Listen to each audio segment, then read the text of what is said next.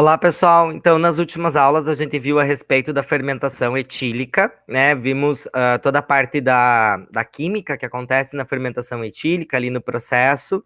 Vimos também algumas aplicações, né, que eu mandei para vocês a respeito da utilização para produção de combustíveis, de bebidas, de pães, de bolos, né? E aí, hoje, a gente vai trabalhar mais especificamente com a parte da fermentação lática. Então, eu vou compartilhar aqui com vocês a minha tela. Fermentação lática, né?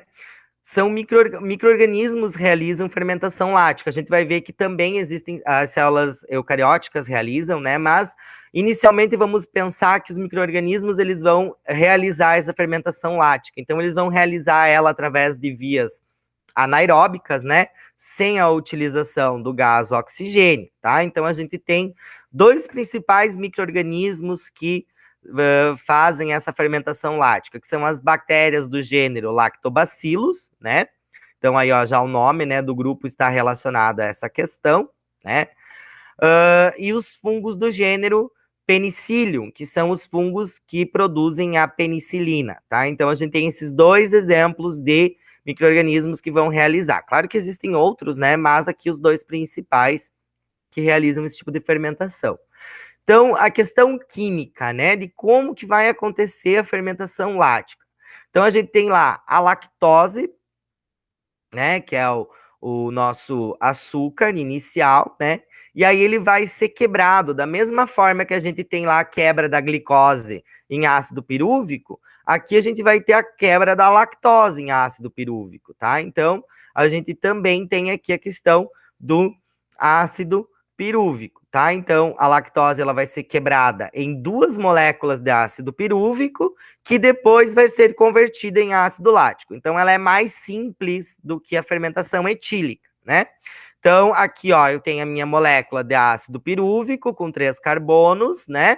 Que vai ser convertida em ácido lático, tá?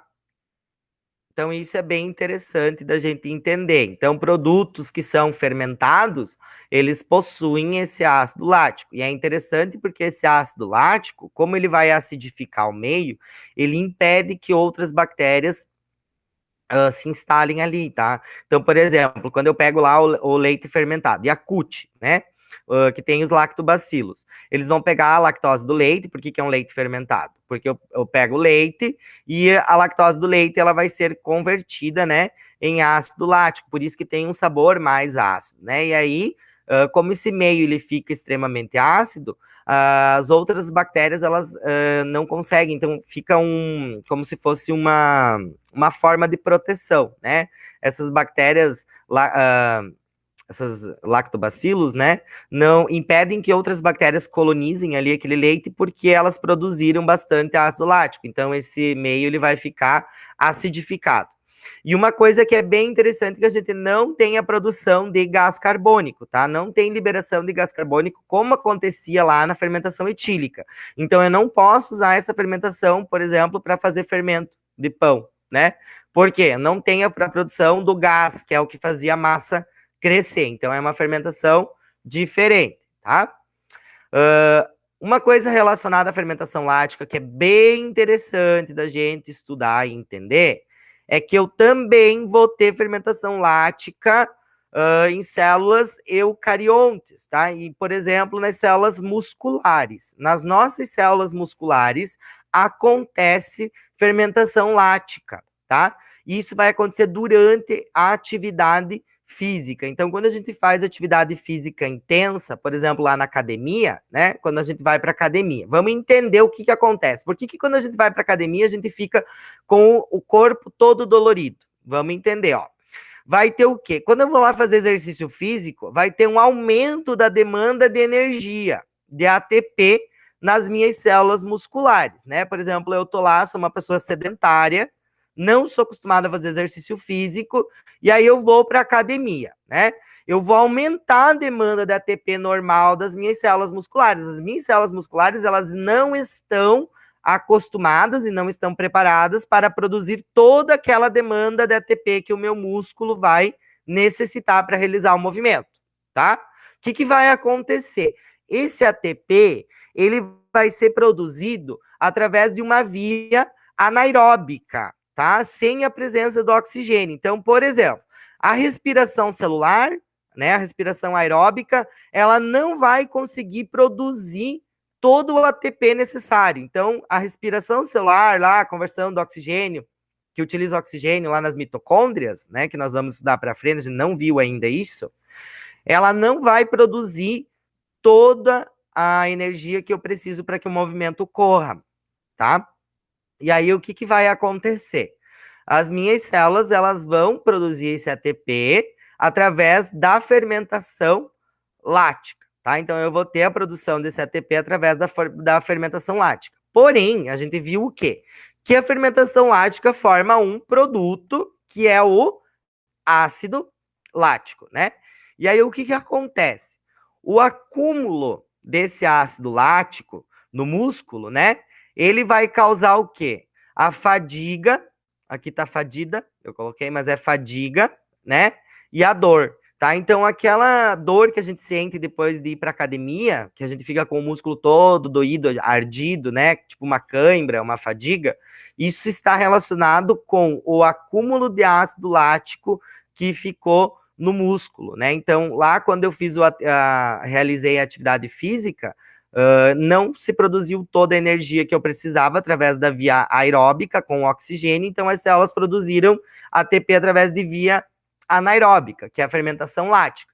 Porém, essa via anaeróbica, ela vai formar o ácido lático, que vai ficar acumulado nos músculos e isso vai causar dor. Beleza. Depois de um tempo, esse ácido lático ele vai sendo absorvido, convertido, degradado. Então, ali a partir de 2, 3 dias, eu vou tendo, né, esse ácido lático ele vai sendo absorvido ali do músculo e aí a dor vai passando, né? Com o passar do tempo, então a pessoa treina, vai na academia, né?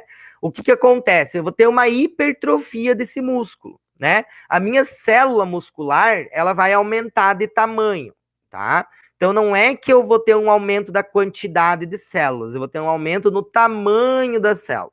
E aí isso vai também aumentar a quantidade de mitocôndrias, consequentemente, eu vou aumentar a quantidade de produção de ATP. Então, a pessoa que faz exercício já regular, que faz musculação, ela vai sentir menos dor. Por quê? O músculo dela já está mais preparado para aquele exercício, tá? Então, com o passar do tempo, né, a gente não sente mais tanta dor. Por isso que a gente sente na academia, quando a gente começa, nos primeiros meses, a gente sente muita dor, por causa que é o acúmulo do ácido lático, né? O nosso corpo ele não está preparado para toda aquela demanda de energia, e aí tem esse acúmulo do ácido lático. E aí, com o passar do tempo, eu vou fortalecendo o meu músculo, eu vou ocasionando hipertrofia da célula, vai aumentando de tamanho, e ela vai aumentando a sua capacidade de fazer respiração celular, né? Então, ela vai produzir mais ATP, tá? Então, por exemplo, a pessoa que faz academia há um ano, provavelmente ela vai sentir menos dor na hora de fazer lá o exercício do que uma pessoa que começou a academia hoje, tá? Então, é nesse sentido. Beleza, pessoal? Então, na aula de hoje, que eu queria passar para vocês é isso. Façam anotações no caderno de vocês relacionadas à questão da fermentação lática, né? Que eu vou estar cobrando em forma de avaliação para vocês, depois da parte de fermentação lática, fermentação etílica, né? E aí, nas próximas semanas, a gente vai estar vendo, eu vou mandar para vocês conteúdos relacionados à utilização dessa fermentação lática na indústria, né? Para que eu utilizo isso na indústria, fabricação de queijos, de iogurtes, enfim, como eu fiz lá com a parte da fermentação etílica. Beleza? Então, até a próxima aula.